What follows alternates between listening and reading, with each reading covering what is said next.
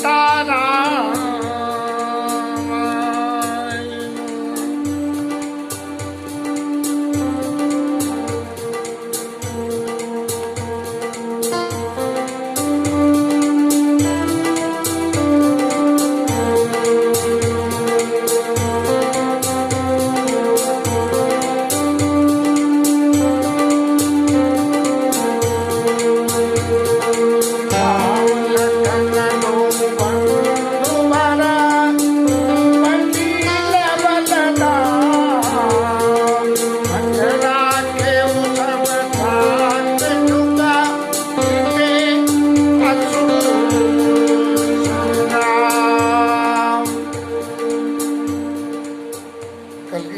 शाम में जनकपुर की स्त्रियां आपस में बातचीतें कर रही हैं और बातें करते करते एक सयानी स्त्री कह देती है कि मैं नहीं जानती, राम लखन है ये और भाई है, रूप शील और बल तीनों के धाम है और मखरा के उन्होंने यज्ञ की रक्षा करी है।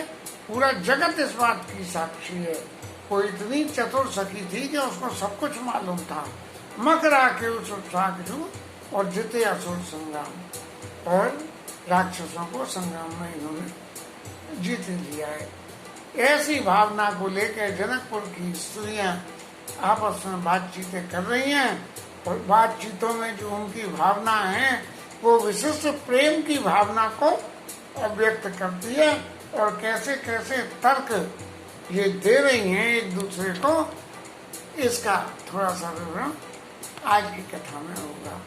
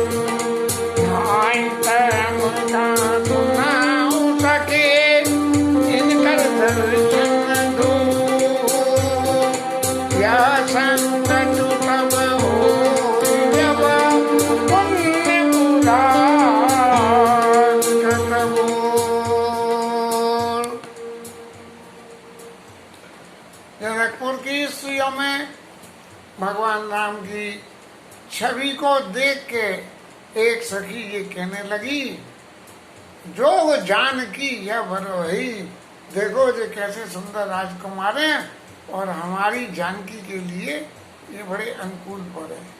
क्योंकि इसी समय तो यज्ञ हो रहा है, विवाह का धनुष यज्ञ हो रहा है और ये इस वक्त आ गए हैं, इसलिए ये उनके अनुकूल है।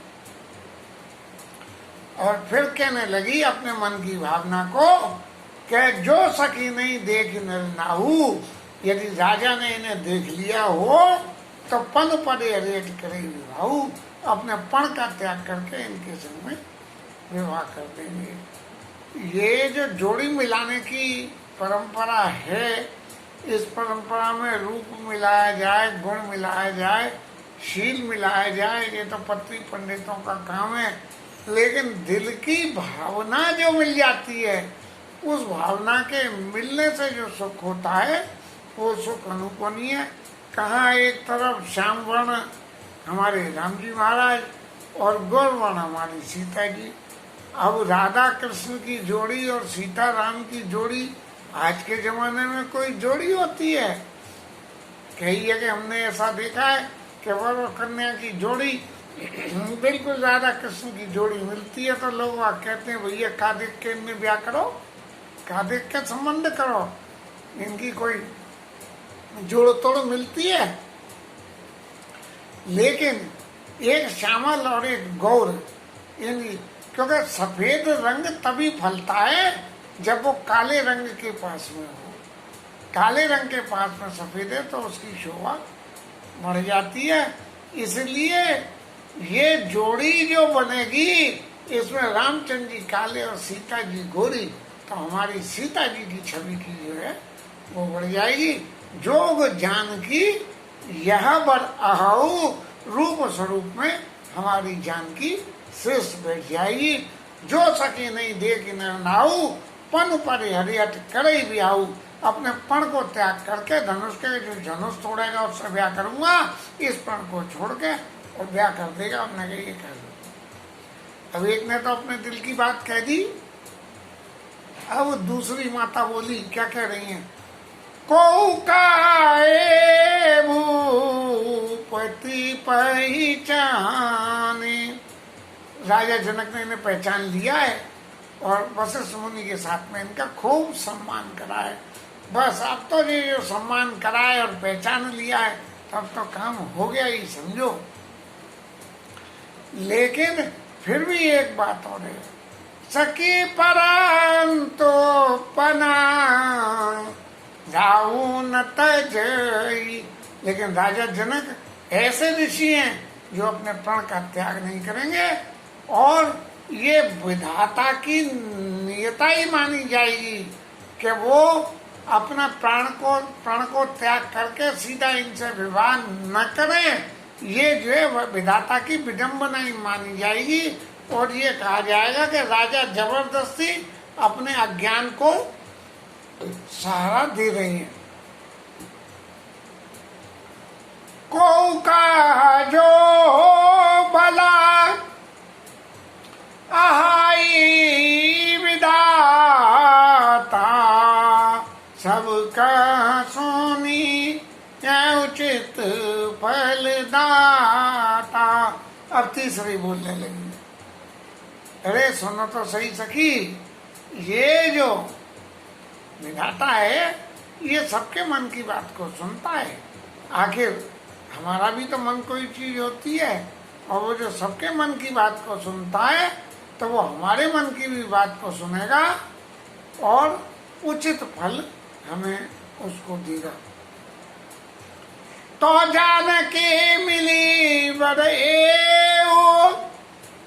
यदि विधाता सबके मन की बात को जानता है तो जानकी को जय वर मिल जाएगा। तो नाइन आलिया संदेह, इसमें जरा भी संदेह नहीं है। और एक ने पूछ ही लिया कि अरे तेरे मन में ऐसी क्या लग रही है कि जानकी जी का इनसे विवाह हो? सुंदर है, ये तो सबके मन में लग रही है कि ऐसी सुंदर जोड़ी है, और विवाह हो जाए तो कितना अच्छा हो, लेकिन मेरा इसमें एक स्वार्थ और है। वो बोली कैसे? जो विधि बस अस बनई संयोगू, तो कृत कृत्य हो सब लोग। यदि विधाता के वशीभूत ये ऐसा संयोग बन जाए तो संयोग बन जाएगा तो क्या होगा? तो कृत कृत्य हो सब लोग कृत कृत्य हो जाएंगे। अब कृत कृत्य कैसे होंगे? उसके लिए जवाब ये आ रहा है कि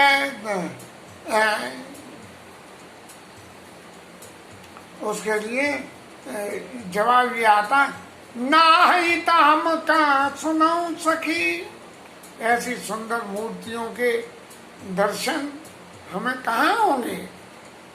इन कर दर्शन दूर, अरे तो बहुत दूर की बात है। कहाँ जी अयोध्या के राजकुमार और कहाँ जनकपुर जी नेपाल के बॉर्डर पे और ये यूपी में इतना लंबा चौड़ा गैप है, तो उधर हमें कहाँ से इनके दर्शन होंगे? कोई मतलब ही नहीं है। उस जमाने में साधन भी बहुत छोटे थे। यह संगत तब होई जब पुण्य पुरा कृतबूर।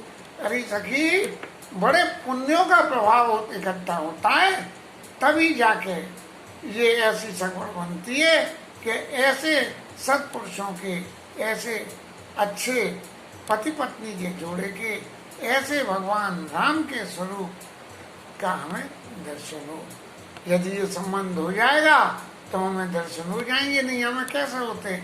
उसी पे दूसरी बोलने लगी, बोली अपर कयो सखनी का, यही विवाह अतीत सब ही का। दूसरी बोली, इसमें सबका ही भला है भाई, तेरा ही भला नहीं है, हमारा सबका भला है। कैसे? को का शंकर चाप कठोरा, दर्शन तो सबको मिल जाएंगे, लेकिन जिनके जीवन में संदेह होता है वो एक संदेह वाली बीच में ही बोल उठी। कैसे? को का शंकर चाप कठोरा, शंकर जी का चाप तो बहुत कठोर है, और ए श्यामल मृदुगात किशोरा, और ये जो श्याम रंग वाले हैं ये तो बड़े ही नरम है, मृदुगात है। वो कठोर और ये मृदु। लेकिन प्रत्यक्ष जीवन की एक बात है, कटुता को मृदुलता ही काटती है। दो कठोर चीज आपस में टकरा के टूट जाती हैं, लेकिन एक कठोर और एक मृदुल होगी तो भले ही मृदुल खत्म हो जाए लेकिन कठोर कट जाती है। को का शंकर चाप कठोरा, ये श्यामल मृदु गात किशोरा, सब असमंजस यही सेनानी। सब असमंजस तो यही है कि जो नरम चीज उस कठोर को काटेगी कैसे, लेकिन प्रत्यक्ष जीवन में तो नरम ही कठोर को काटती है। वो परशुराम महाराज इतने कठोर और दुनिया भर की बातें बोलते चले आए, लक्ष्मण जी ने चौके छक्के लगाए तो कोई बात नहीं बनी, लेकिन रामचंद्र जी ने जब अपनी मृदुता को दिखाया तो बात बन गई। सब असमंजस यही सयानी, यह सुने अपर कही मृदुआनी। सारा असमंजस ही यही है। ये सुन के फिर अगली बोल उठी, सखी इन को ऐसा कही, बड़े प्रभाव देखत लगुलाई।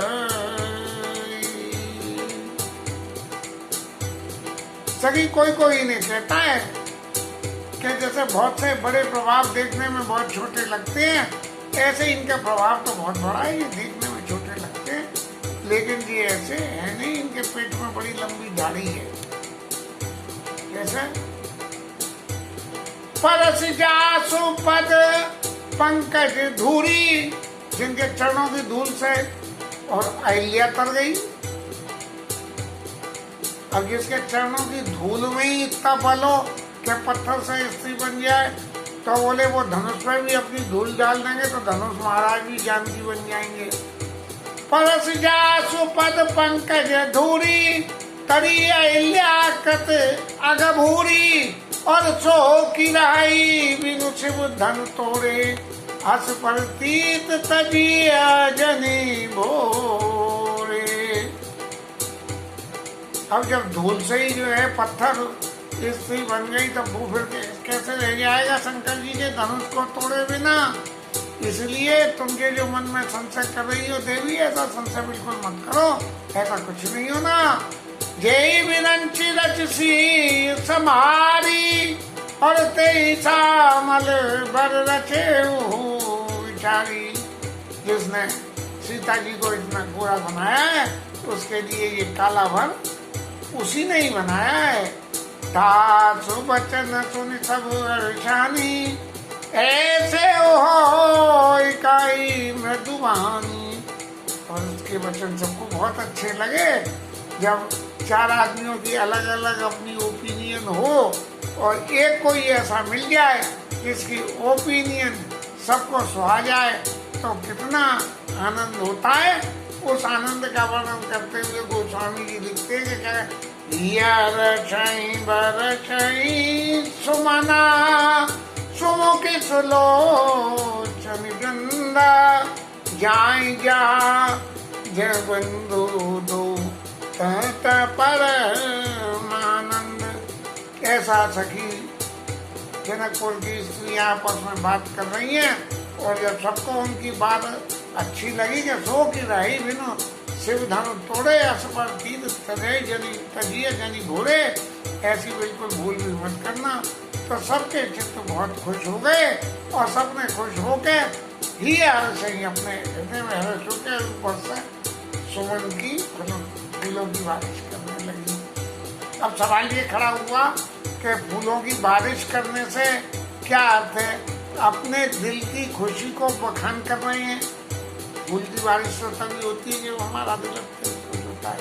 लेकिन इसके अर्थ में एक बात और भी निकलता है कि जो आपस में सखियां जनकपुर स्त्रियां भगवान के स्वरूप का वर्णन कर रही थी और दूसरी देख रही थी, जब दूसरी देख रही थी जिनको दर्शन प्रत्यक्ष नहीं हो पा रहे थे क्योंकि वो बैठी थी ऊपर और ठाकुर नीचे चल रहे थे, तो जो आगे थे वो तो हमने देख लिया, लेकिन जो बराबर में थे वो नहीं देख पाई या जिन्होंने इस गुण की चर्चा नहीं सुनी और ठाकुर आगे निकल गए वो नहीं देख पाए। तो एक चतुर ने क्या करा कि ही अर्षई बरसई सुमन, ऊपर से फूल गिरा दिए। अब जब किसी के ऊपर फूल गिर रहे हो तो यदि उसे अभ्यस्त हो बाहरों फूल वर्षाओं का तो बात दूसरी है, और नहीं तो ऊपर से कुछ भी गिरे तो आदमी जो देखता है। तो बस ऐसे ही वो ऊपर की तरफ गर्दन उठा के देखेंगे और बाकी सब लोगों को दर्शन हो जाएंगे। इसी भावना से ही अर्षई बरसई सुमन, सुमुख सुलोचन वृंद, जो सुंदर सुंदर स्त्रियां थी वो करने लगी कि हम भी ऐसे सुंदर स्वरूप के दर्शन कर लें और जाएं जहाँ जहाँ बंधु दो तथा परमानंद, और जहाँ जहाँ पे भी वो दोनों भाई जा रहे हैं वहाँ ऐसे आनंद ही आनंद हो रहा है। अब इसके आगे भगवान जो है पूरब दिशा को गए और वहाँ पूरब दिशा जहाँ पे धनुष के लिए भूमि बनाई गई, बहुत लंबी चौड़ी जगह और एक खूब शुद्ध वेदिका ऊंची जगह बनाई गई और उनके चारों तरफ मंच ही मंच लगाए गए, खूब सोफे लगाए गए, बढ़िया कुर्सियां लगाई गई जहाँ दुनिया भर के राजा आके बैठेंगे। रचे तहाँ बैठे वही पाला, कई पाछे समीप उपास अपर मंच मंडली विलासा। और ये राजा लोग तो आगे की तरफ बैठे थे, उसके बाद ऊपर एक और ऊंचा मंच बनाया है, कैसे को ऊंचे सब वहां से सुहाई, कुछ ऊंचा था इनसे लेकिन सब तरह से सुंदर था। बैठे ही नगर लोग सब जाई, और जहाँ पे नगर के लोग सब जाके बैठेंगे, जनता को पीछे बिठाते हैं, जैसे सर्कस में पीछे सीढ़ियाँ लगा देते हैं तो जनता क्लास जो है वो पीछे बैठ के सब देखती है। ऐसे ही जो है सीढ़ियाँ लगा के रास्ता बना दी गई आगे तो सोफे और कुर्सियां लगाए और पीछे लकड़ी की सीढ़ियां लगा दी न कछुक ऊंच सब भांसवाई बैठे नगर लोग सब जाई तिनके निकट विशाल सुहाए धवल धाम बहु भवन बनाए। और उनके पीछे कपड़ों से जो पीछे पर्दे तान दिए, तिनके निकट विशाल सुहाए बड़े बड़े कपड़े ताने गए। अब ये तो बैठने की जगह हो गई तो उनकी पीठिका बन गई।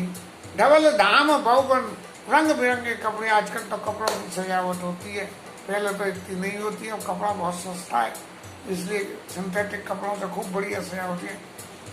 जहाँ बैठे देखें नर नारी, जहाँ ये कपड़े लटके हुए थे उस शोभा के पास में बैठ के और जनकपुर की स्त्री और पुरुष बैठ के देखेंगे। जथा जोग मेरी कुल अनुहारी, जैसे जैसे जिसको उचित सीढ़ी में बैठने की परमिशन थी, इजाजत थी, या स्वरूप से ही अपने आप को जिस सीढ़ी पर बैठने लायक पूर्वासी समझते थे वहां बैठेंगे। पुर बालक कई कई मृदु बचना, सादर प्रभु ए देखा वही रचना। और बच्चे जो नगर में देख रहे थे और भगवान के रूप की शोभा को देख के उनके संग लगे हुए थे। जैसे बालक लोगों को तो कोई खेल खिलौना मिल जाए, अपनी उम्र का कोई बच्चा मिल जाए और मिल जाके मिलके उससे बातचीत राम राम श्याम श्याम हो जाए बच्चों की, तो बड़े आदमियों को तो मिलने में टाइम लगता है क्योंकि जब तक स्वार्थ पड़ता नहीं हो। लेकिन बालक में तो माया मोह होता नहीं तो जल्दी दोस्ती कर लेते हैं। ऐसे बालक भगवान के राम के साथ में पूरब दिशा की तरफ भी चले गए और उन्हें पास में जाके दिखा रहे हैं, महाराज देखिए यहाँ राजा बैठेंगे, यहाँ प्रजा बैठेगी, यहाँ ये बैठेंगे, यहाँ ऐसे लोग बैठेंगे, ऐसे हैं। और इस भाई ने क्या कह रहे हैं, जैसे बच्चे क्या कहते हैं, अपने से बड़े का हाथ पकड़ लेंगे, पापा मुझे ये दिलाना, जरा पापा ये देखो। मुँह से तो बोलते हैं लेकिन हाथ भी पकड़ते हैं। तो वो बालक क्या कहें, सब शिशु मिस प्रेम बस, ये दिखाने के बहाने के महाराज देखो ये देखो, सब शिशु मिस प्रेम बस परस मनोहर गात। इसी बहाने भगवान राम के शरीर का स्पर्श कर रहे हैं और तन पुल कहीं हर्षीय ऐसी सुंदरता की छवि को जब वो स्पर्श कर रहे हैं तो उनके हृदय में इतनी खुशी हो रही है।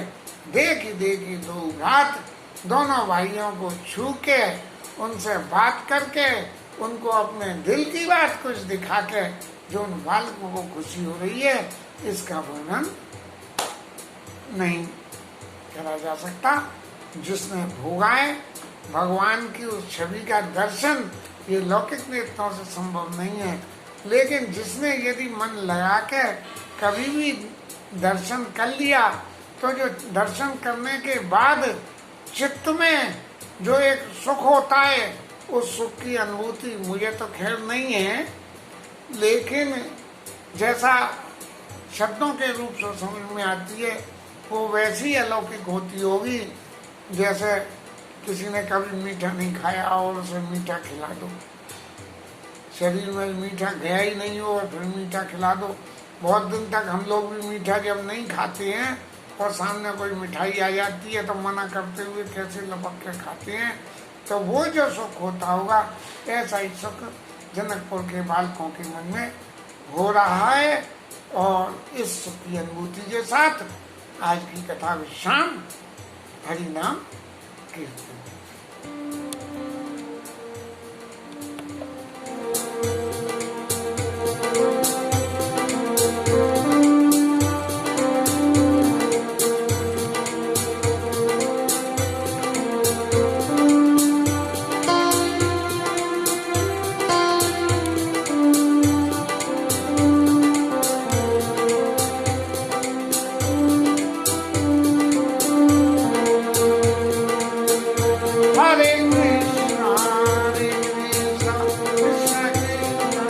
हरे हरे हरे राम राम राम हरे हरे।